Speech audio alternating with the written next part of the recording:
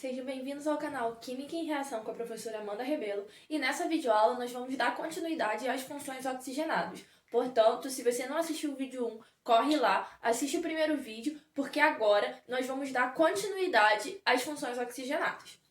Então, para dar continuidade aí às funções, agora nós vamos falar da função cetona. O que é cetona? Cetona, são compostos que possuem o grupo carbonila entre carbonos. E aí, o que é um grupo carbonila? É um grupo onde a gente tem um carbono ligado por uma ligação dupla com o oxigênio. Então, essa carbonila precisa estar entre carbonos. Então, para ter uma cetona, a gente precisa ter esse grupo aqui, esse grupamento aqui. Carbono, carbono, e entre carbonos, um carbono ligado ao oxigênio.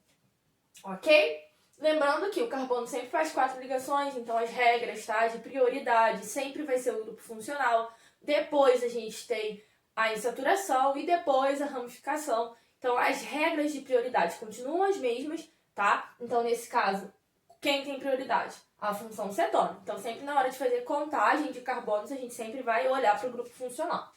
Exemplo, aqui a gente tem uma cadeia onde a gente tem apenas carbono e hidrogênio, tá? Nessa parte aqui. E aqui a gente tem, então, uma carbonila ligada a 2 carbonos, portanto, cetona. Aqui a gente tem uma outra cadeia. Percebam que a gente tem saturação aqui, porém, a C+O está entre carbonos, portanto, quem tem prioridade na hora da contagem? A função. E aqui a gente tem uma outra cadeia. Por que eu coloquei essa daqui? É interessante a gente falar o seguinte: para ter uma cetona, a gente precisa ter uma carbonila entre carbonos, Entre 2 carbonos. E aí a gente tem o seguinte: qual é a menor cadeia, então, da cetona? A menor cadeia é a cadeia com 3 carbonos, portanto, a propanona. Porque se for menos carbonos, se a gente tiver menos carbonos aí, então a gente não tem a possibilidade de ter uma carbonila entre carbonos. A nomenclatura agora das cetonas, como que a gente faz para dar o nome para essas estruturas? A gente vai pegar a cadeia carbônica, como a gente fez nos alcanos, nos alcenos, tá? Lembrando que a gente tem o prefixo da quantidade de carbonos, a parte intermediária que é an, en ou in, tá? A gente também vai utilizar isso aqui, por quê? Porque aí depende se é só ligação simples dupla ou se a gente tem uma ligação tripla. E a terminação ona. Então é como se eu estivesse montando lá um hidrocarboneto, só que ao invés de ter O no final, eu tenho ona. Exemplo. Quantos carbonos eu tenho aqui? 1, 2, 3, 4, 5. Beleza, tenho 5 carbonos. Por onde eu começo a contagem? Sempre pelo grupo funcional. O grupo funcional é cetona, tá? Entre carbonos, carbonila, cetona. Então a contagem começa por aqui. Então eu tenho 1, 2, 3, 4, 5 carbonos. Então eu vou indicar o seguinte: pente, certo? Aonde está a dupla? Está no 3, Então é pente 3 em 2 ona, tá? Eu preciso indicar aonde está a cetona e aonde está a dupla ligação. Por quê? Porque nesse caso eu não tenho só ligações simples, a minha cadeia é insaturada. Então eu preciso indicar onde está tanto o grupo funcional quanto a insaturação e se tivesse ramificação, uma ramificação também. Essa segunda estrutura aqui, quantos carbonos eu tenho? 1, 2, 3, 4. Por onde eu começo a contagem? Por aqui. Ele está mais próximo da extremidade. Então, 1, 2, 3, 4 carbonos. Então, but, como eu só tenho ligações simples, então é butan 2 ona, tá? Então, a gente já sabe que a acetona, que seria a carbonila, está no carbono 2. Poderia estar no 1? Não. Então, a gente sempre vai precisar indicar aonde está, porque a acetona, a carbonila, tem que estar entre carbonos. Aqui a gente tem 1, 2, 3, 4 carbonos. Por onde começa? Pela insaturação ou pela função? Pela função. Então, 1, 2, 3, 4 carbonos. E aí, but. Só que agora eu tenho a insaturação. Se eu tenho insaturação, eu preciso dizer onde ela está. 3 em ok? 2 on. Então é quase a mesma coisa lá do primeiro, só que ao invés de ser pente, né, é but. Então, a nomenclatura das cetonas é bem simples, lembra lá a nomenclatura dos hidrocarbonetos. A gente só vai mudar aí o sufixo, né, que é a terminação, que indica qual é, então, a função. Lembrando que não esqueçam de se atentar que carbonila precisa estar entre carbonos, para vocês não confundirem com os aldeídos, que é o que a gente vai ver agora. Antes de falarmos dos aldeídos, eu gostaria de falar que nas cetonas a gente também tem outro tipo de nomenclatura, onde a gente utiliza, né, os radicais, e aí a gente chama a quantidade de carbono, né, como a gente tem uma carbonila entre carbonos, eu posso chamar de metil, etil, propil, e no final eu dizer que é cetona, então poderia ser metil, etil, cetona, ok? Mas aí a gente foca na regra da nomenclatura da IUPAC.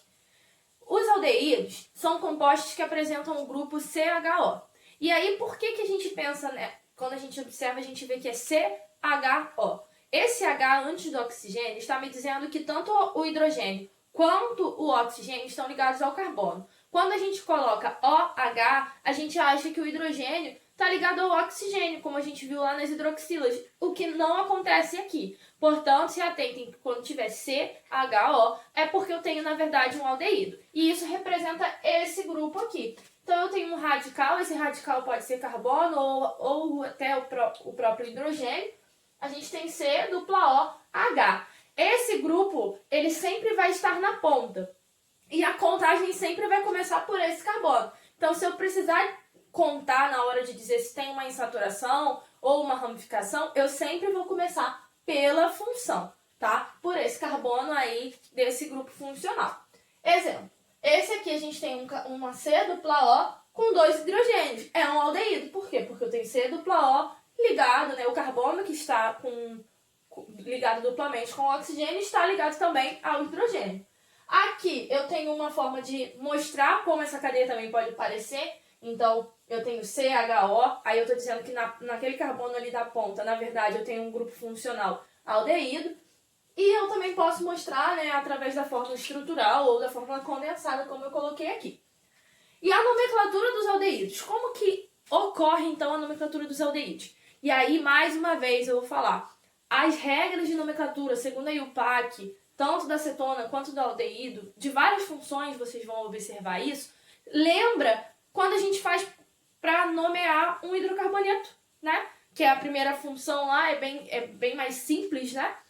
Do que essas funções. Na verdade, o que a gente precisa saber aqui nas funções oxigenadas é mais o grupo funcional. O que diz que aquela cadeia ali é um aldeído, ou é uma cetona, ou é um álcool. Porque a forma de nomear é basicamente a mesma. Então, aqui a gente tem a cadeia carbônica mais a terminação AL. Então, ao invés de ter O no final, ONA no final, ou OL igual ao álcool, a gente vai ter AL. Então, para ser um aldeído, a terminação da nomenclatura vai ser AL. Lembrando que a gente precisa indicar a insaturação, a gente precisa indicar a ramificação. E por que a gente não vai precisar indicar, nesse caso, né, dos aldeídos, aonde está a função? Porque ela sempre vai estar no carbono 1, tá? Ela sempre vai estar na ponta, então a gente não precisa indicar. Portanto, na hora de dizer aonde a dupla ligação está ou onde a ramificação está, a gente coloca o número antes do nome, porque a gente já sabe que a função vai estar lá no primeiro carbono. Então, exemplo. 1, 2, 3, 4, 5 carbonos. Mas por onde começa a contagem? Pela função. E a função está aqui. Então, é 1, 2, 3, 4, 5 carbonos. Então, pentanal. Por quê? Porque eu só tenho ligações simples. Né? A cadeia é saturada, então não precisa indicar nada. Aqui, 1, 2, 3, 4 carbonos. Também só é uma cadeia saturada. Lembrando que a contagem começa por aqui. Então, 1, 2, 3, 4. Qual seria o nome?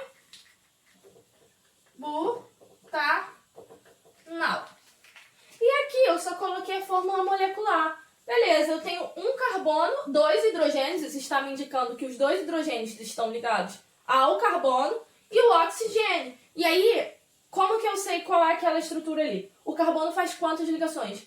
4. O carbono sempre vai fazer 4 ligações. Portanto, eu tenho carbono com os hidrogênios e faltam 2 ligações. E o oxigênio também precisa fazer 2 ligações, porque a gente sabe que ele está na família 6A. Então, ele precisa de 2 ligações. Então, dupla O. E aí, a gente vê que é a mesma estrutura que a gente tem aqui. Um carbono, match. Então, é metanal. Se eu precisar indicar ramificação, por exemplo, se eu colocasse um metil aqui. Vamos lá, vou botar um metil aqui. Se eu colocasse um metil aqui, tá no carbono 2, então seria 2-metil pentanal. Ok? Então, na hora de botar a ramificação ou a insaturação, eu vou precisar indicar aonde está. Mas o carbono da função sempre vai ser o primeiro carbono. Agora nós vamos falar sobre os ácidos carboxílicos. O que é um ácido carboxílico? O ácido carboxílico são compostos que possuem o grupo carboxilo na sua estrutura. E aí, o que é o grupo carboxilo? O nome já nos lembra algo, né? A gente sabe o que é uma carbonila, que é o C-dupla-O, e a gente também sabe o que é uma hidroxila, que é o OH. Então, o grupo carboxilo é quando a gente tem COOH. Isso indica que o oxigênio está ligado duplamente ao carbono e a outra ligação que o carbono faz está ligada à hidroxila, que é o OH.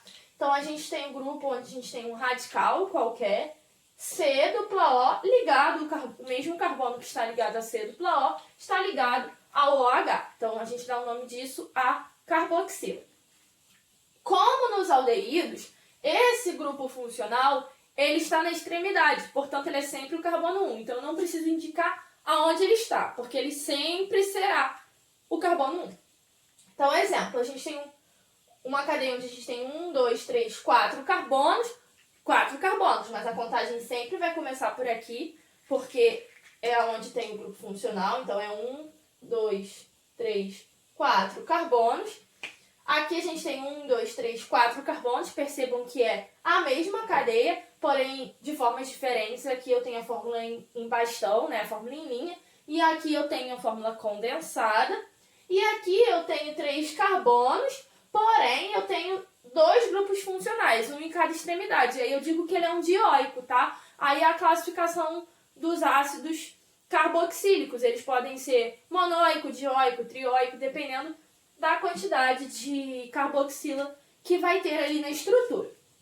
Para falar da nomenclatura dos ácidos carboxílicos, a gente fala também basicamente das regras que a gente já viu lá desde os hidrocarbonetos. Agora a gente vai colocar ácido na frente e a terminação vai ser oico, tá? Então o sufixo, né, que indica qual é a função é oico e a gente diz que é ácido na frente. Mas na hora de contar os carbonos, a gente sempre vai usar a mesma regrinha que a gente vem usando até aqui. Exemplo, 1, 2, 3 carbonos. Lembrando que, na verdade, a contagem é ao contrário. Então, 1, 2, 3 carbonos. Então, é um ácido, né? A gente já sabe que tem que colocar ácido na frente. 3 carbonos, prop.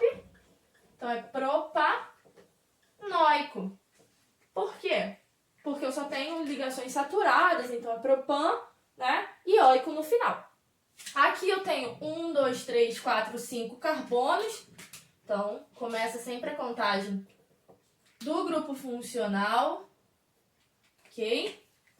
Então, é um ácido pentanóico. 5 carbonos. Aqui a gente tem 3 carbonos, mas a gente tem 2 grupos funcionais. Então, na verdade, a contagem poderia começar daqui ou daqui. Tanto faz, porque a gente tem um em cada extremidade. Quando isso acontece, quantos carbonos eu tenho? 3. Então, é um ácido propanodioico. Por quê? Porque eu tenho 2, né, grupos funcionais, ou seja, 2 carboxilos. Aqui eu tenho um anel aromático, ou seja, um benzeno, e o grupo funcional dos ácidos. Então, eu tenho um ácido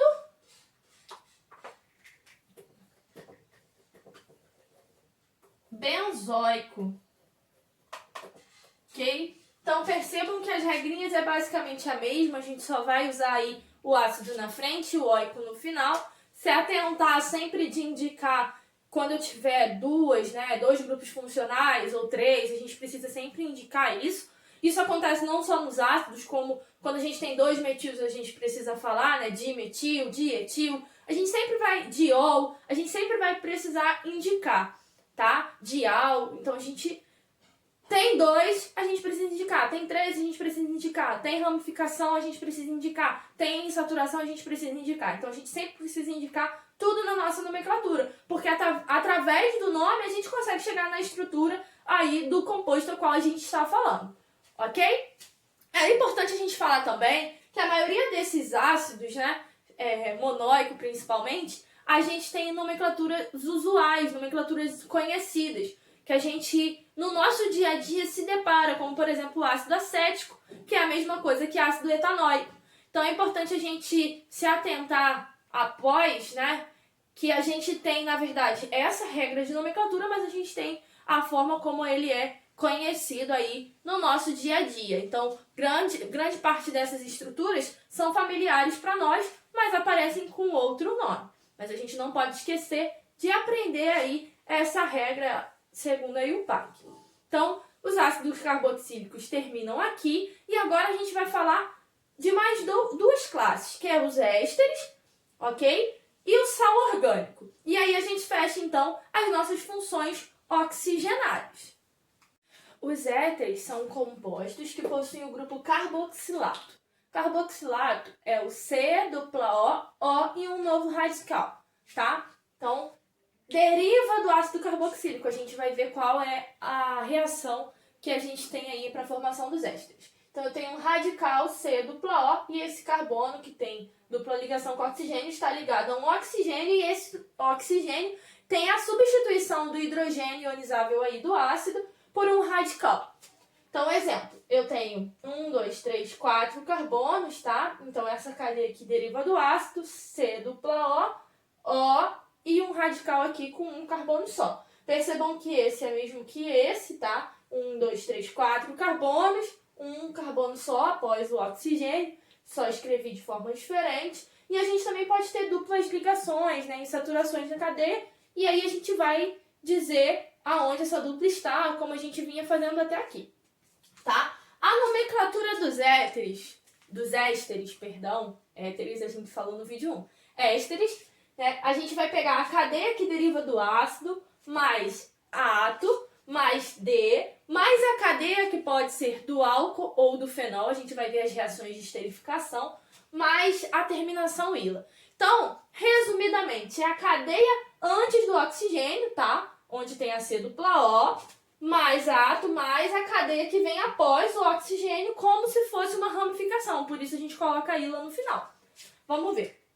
Exemplo, né? Eu tenho 1, 2, 3, 4 carbonos, então é but, né? Então, butanoato de, ok? Então, ato de 1, 2, 3 carbonos. Então, prop, né? Mais a terminação ila, então é propila, ok? Não esqueçam que essa pontinha aqui não conta carbono, tá? É só para mostrar a ligação com o oxigênio. Agora, esses dois exemplos aqui. Qual a diferença, né? Que eu estava falando. O que vem antes do oxigênio, o que vem depois, o que deriva do ácido, o que vem do álcool ou do fenol. Bom, aqui a gente tem 2 carbonos e um benzeno depois.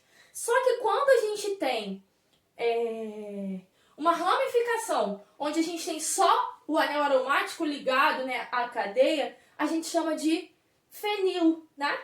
E quando a gente tem um CH2 ligado a um anel aromático e o CH2 é que está ligado à cadeia, a gente chama de benzil. Nesse caso, a ramificação seria fenila, né? Então, seria etanoato, 2 carbonos, então etano,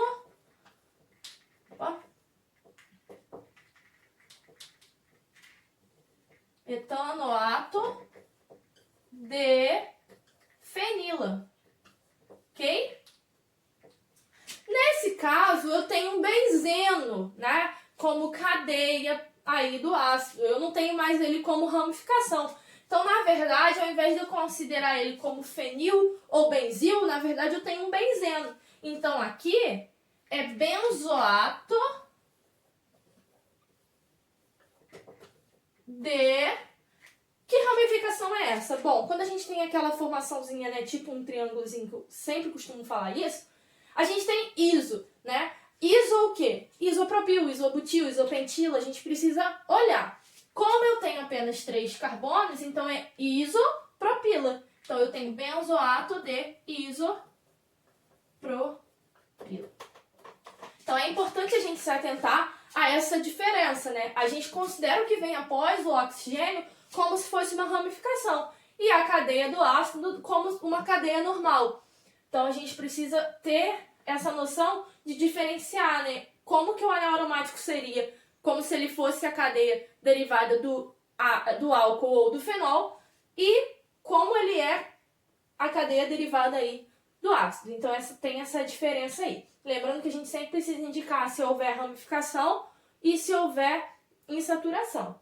Agora a gente vai ver a reação de esterificação, que é a reação que dá origem aos ésteres. Da onde esses ésteres surgem? Já que ele tem, né, um nome que deriva do ácido e um nome que deriva do álcool ou do fenol. Já adianto que pela nomenclatura a gente já consegue imaginar que reação é essa. É uma reação em que ocorre entre um ácido e um álcool ou fenol. Essa reação é que a gente chama de reação de esterificação e é isso que a gente vai olhar agora. A reação de esterificação, como eu estava falando, é uma reação que ocorre entre um ácido carboxílico mais um álcool ou fenol, dando origem então a um éster mais água.